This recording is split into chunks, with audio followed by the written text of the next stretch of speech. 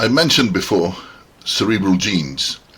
So let's discuss that a little bit more. You probably won't need to, but if you've seen the earlier videos, you probably already know what I'm talking about. But for completeness sake, let's just see what we really mean by cerebral genes and what are they. I discussed in previous videos the two types of selection in evolution, and the irresistible selection, which is predominantly dictated by chemical pathways, and later on in animals manifests as pure instinct, which is hardwired.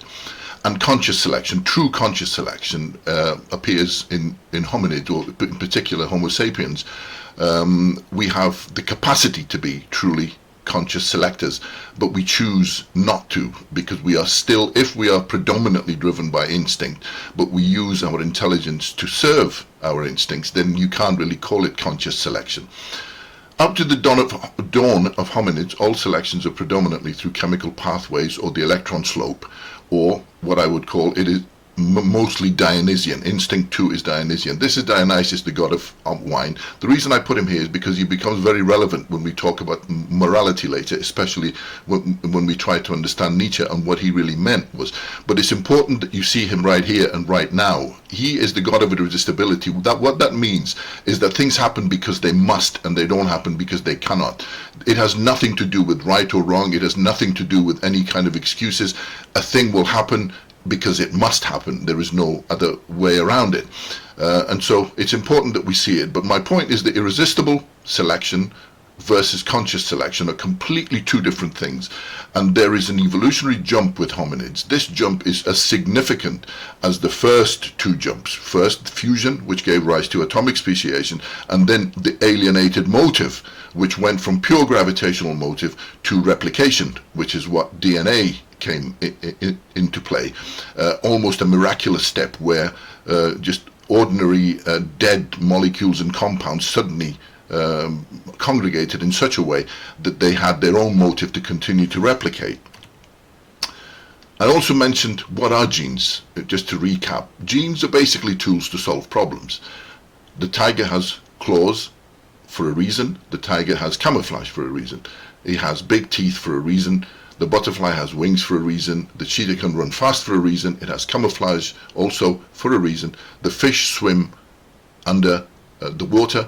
So all of these have certain problems that come with their lifestyle, and they have the tools to solve these problems. So in effect, genes are tools to solve problems, or they're features. They give us our features. We have none of these because we have serious genetic shortfall. So what do? We compensate. Cerebral genes come in, and it's not a metaphor, I mean it literally, because look at the result. It is a literal result. It is a literal alternative. We don't have teeth, we don't have claws, but we have samurai swords. We can't run fast like a cheetah, but we can make a Ferrari that will outpace the cheetah. We can't swim underwater, but yes we can, because we can have the scuba diving gear. We have no wings, but we can fly in jets, and we can do paragliding, etc., just like a bird. So my point is that where we have shortfalls in our natural DNA genes, we have compensated for these through our cerebral genes, which are thoughts. So cerebral genes are warehouses of weapons. I should have really said maybe warehouses of tools, but we don't really use them as tools, do we? We only use them as weapons, both against nature and against ourselves. Any manifestation of tools is purely accidental, because if you really think about it, if you follow the history, I'll follow it later on when we get to socionomy, you'll see that our entire civilization is based on warfare, and the technology is driven by war itself. So we're basically chasing weapons rather than tools, and tools are just a byproduct. All of us, and I don't exclude myself on it, we're just tiny little men and women with pointless obsessions. Almost always, if you think about it, no matter what we do, we're really there busy trying to con each other out of a few pennies, whether we're on social media or whether we're in business, constantly trying to make an hour of my life worth more than an hour of your life, if you see what I mean. Again, I mentioned this before, but it's worth recapping because this is extremely important. If God made man, I mean, we're talking about evolution here, so I'm not really saying the two are, compatible. They're not. I'm just using it as an example. Then this is his greatest gift to him. The gift of instantaneous gene replacement therapy. I mean, just think about it. What kind of an organism can shapeshift? It's almost mythical. You can do whatever you like. Thou shalt chooseth thy own genes. So if we go back to here, we don't have the genes, but look at what we can do. We can choose any genes we like to compensate for anything we want. So that's amazing. That's an amazing gift and this amazing capability. So we are quite amazing. We're quite unique in the universe that we can do this. Just to recap in a little bit more detail, what are cerebral genes in humans? What do we really mean by that? And this is important, please, because later on when we talk about other things, about social, in the social context, this becomes important that you understand what natural algorithms are. Because if you don't understand them, then things get confusing. That's where our education system failed, because it doesn't tell us anything. They are natural algorithms. What are they? They are logical paths connecting a cause to an effect. What is that? Because unfortunately all concepts need more and more explanation, but please remember them, because a natural algorithm is a logical path that connects a cause to an effect. And I'll give you an example here so you can see very clearly what I mean. Let's discuss the making of a ham omelette, for example. The logical path, or the algorithm of a ham omelette, or the truth of making a ham omelette, because when we discuss later, if you are interested and you see it, the video on pure philosophy, you'll see that we mean by the truth. When if you ask any of the arrogant professionals, they say, well, philosophy is the love of truth. But what the hell does that mean? The truth of what? The truth. Is there a the truth? Well, the answer is no. There are billions of little truths, and all of these truths are specific to natural algorithms. What are you talking about? In this particular case, the truth of making a ham omelette is as follows. Well, you need eggs. Without eggs, it is not a ham omelette. So that is got to be there. You have to break those eggs. There's no point in just chucking them in, because that's not going to work. You have to have ham, because we're making a ham omelette, not fish omelette, or not a vegetable omelette. I like to put a bit of milk in it. You may not, but let's assume that you go with my recipe. You also maybe need garlic, onions, and some vegetables in there. You put it all in there and you whisk it about, and you mix it, and then you put it in a pan. Now, I was too lazy to find an omelette in a pan with a proper fire in it, but my point here is that is not a ham omelette. I mean, look at it. That is just an egg fried, but you still need fire, and you still need that whisk, with all of the stuff that you put in, and then you would have to put that in to the pan to fry it, to cook it, and then you serve it on a plate.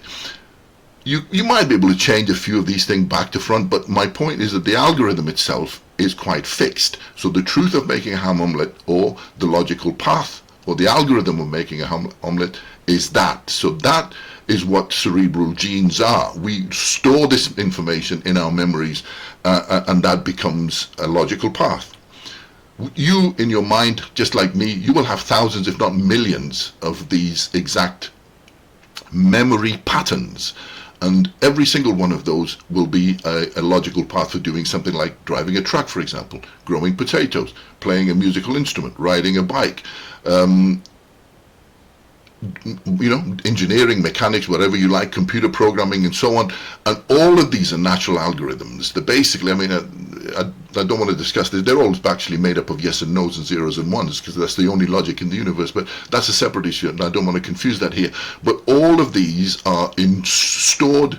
Every single one of these is stored in your mind as a memory, and that is what cerebral genes are. They code for a certain logical path.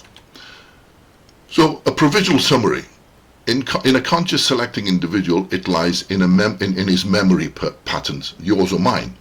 In a congregation of these, and this is the important one, because this actually, your or my memory is insignificant, because it's only a part of this thing here. That is the important thing with us.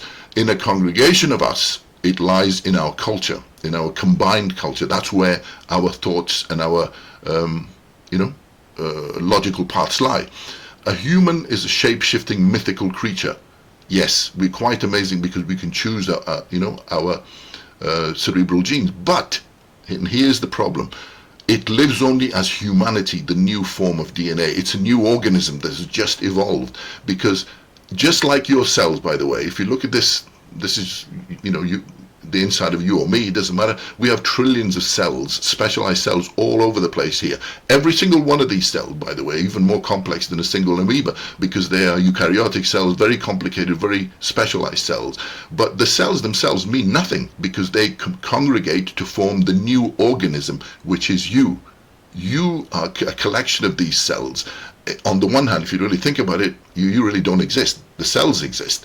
But on the other hand, you exist, and you are infinitely more than the sum of the parts of the cells that make you. And that applies exactly to humanity, the new organism or the new form of DNA, where we are nothing but you or I. We are nothing but a single cell within that congregation, which means that we do something and somebody else does something else, and on it goes, and collectively then we become an amazing organism, a shape-shifting organism that can travel in jet aircraft, and can drive cars faster than a cheetah and all that, because I can't make a Ferrari, can you? I can't make a jumbo jet, but as humanity, as a collective humanity, we can. And the hypocrisy, when we look at later on at what is humanity in the next video, the new organism, you'll see the stupidity of then dividing that humanity, because we don't understand it, into elite little subgroups, and we label them as nations, we label them with different religions and so on and so forth, and completely segregate a thing that fundamentally relies on unification. Because look at you, if you were subdivided and the liver called itself a separate country, or a religion, or the lungs called themselves something else, what would you be? Well, you'd be full of cancer, because every single one of these would be competing against one another, not cooperating in a symbiotic way, which is what these cells have congregated for. So the pattern repeats itself. I mentioned this before. If you haven't seen it, then you please have a look, because fractal is very important. You have to understand the concept of what a fractal is. A fractal is a repeating pattern over and over again, and everything in this universe is fractal, because we live in a fractal universe. And so the patterns repeat themselves. So you shouldn't be surprised. In fact, you should be expecting it, that this pattern will repeat itself in the next organism, which is humanity. Anyway, that was the difference between conscious and irresistible selection, and what are cerebral genes. If you need a better explanation and systematic explanation of this, please get this book. It's free of charge. I don't want anything from you. I'm sorry if I'm repeating. If you've seen the videos, I have to repeat them, because just in case it's the first time you're seeing it, but otherwise ignore it and finish it off. I want nothing from you. I'm just there, just hopefully that it might help you, because I wish I had something when I was younger, so I didn't waste most of my life, to at least inspire me to look beyond the experts, because I assumed that the experts were really experts, that they knew everything, and it turns out that I don't think they do, and I don't think they even care. It's a business, and if you leave them unchallenged, they become cults. And if you really think about it, what's the point of this education system? If the most educated become the most powerful and then go on to cause the most damage, then what's the point of this? We might as well not have any education system. And as per Socrates, the unexamined life is not a human life, it's the life of an accelerated animal. So do we want to subjugate our intelligence to our instincts, and what would that achieve? We would just go for a joyride and die. And unexamined truths, if we don't explain them, which you might hopefully agree, I've tried to explain the logical path of everything here, so you can see my reasoning. If I don't give you my reasoning and I just tell you, then that means nothing. It just means it's just an opinion. Even if it's right, it's accidental. How would you know it's right? Anyway, thanks.